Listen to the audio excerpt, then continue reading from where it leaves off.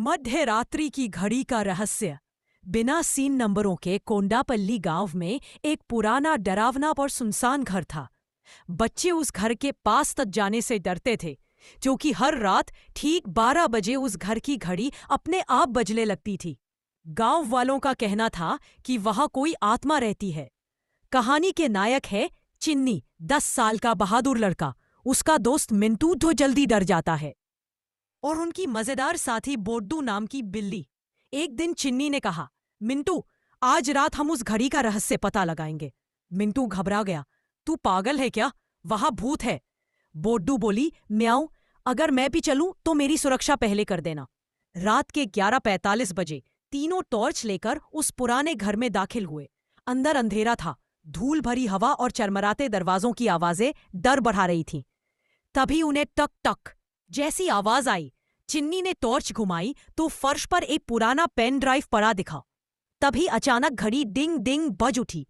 12 बज गए थे। गजब की बात यह हुई कि घड़ी बजते ही दीवार हिलकर एक गुप्त रास्ता खोलने लगी। सामने एक अंधेरी भूमिगत सुरंग दिखाई दी। मिंट, जरूर कोई श्रापित जगह है, चिन्नी ने हंसकर कहा। अरे, यह तो किसी खजाने की तरफ जा रही है। वे अंदर गए। वहां एक बड़ी सी जगह थी जहां चारों तरफ लेजर किरणें और खतरनाक मशीनें लगी थी। बोड्डू कभी लेजर के नीचे फिसल रही थी तो कभी ऊपर कूद रही थी। चिन्नी बहुत चतुराई से लेजरों को पार करता गया और मिंटू किसी तरह उसके पीछे पीछे बढ़ता रहा। आखिरकार वे एक विशाल कमरे में पहुंचे जहां एक बड़ा रोबो गार्ड खड़ा था। रोबोट ने कहा, यह प्रोफेसर निशीदी का रिसर्च सेंटर है, अंदर आना मना है।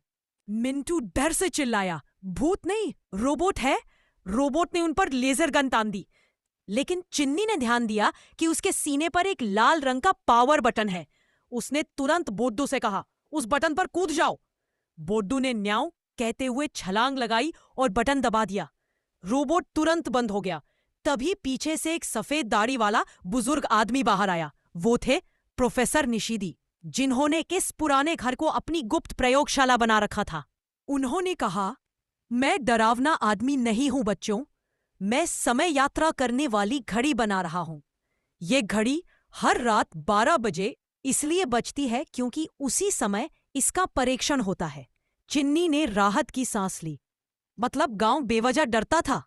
प्रोफेसर मुस्कुराए, लेकिन तुम तीनों बहुत बहादुर हो, इसलिए तुम्हारे लिए इनाम है। उन्होंने बच्चों को एक खास टाइम ट्रैवल वॉच दी। तभी जमीन थोड़ा कांपने लगी। बोड्डू ने जिज्ञासा में घड़ी पर पंजा मारा और अचानक तेज रोशनी में तीनों बच्चे गायब हो गए। जब चिन्नी और मिंटू ने आंखें खोली, वे खुद को एक प्राचीन राज्य में खड़ा देखा। बोड्डू बोली, म्याऊं, ये हम कहाँ आ गए? चिन्नी मुस्कुराया, सस्पेंस अभी शुरू हुआ है। ये तो नई यात्रा की शुरुआत है।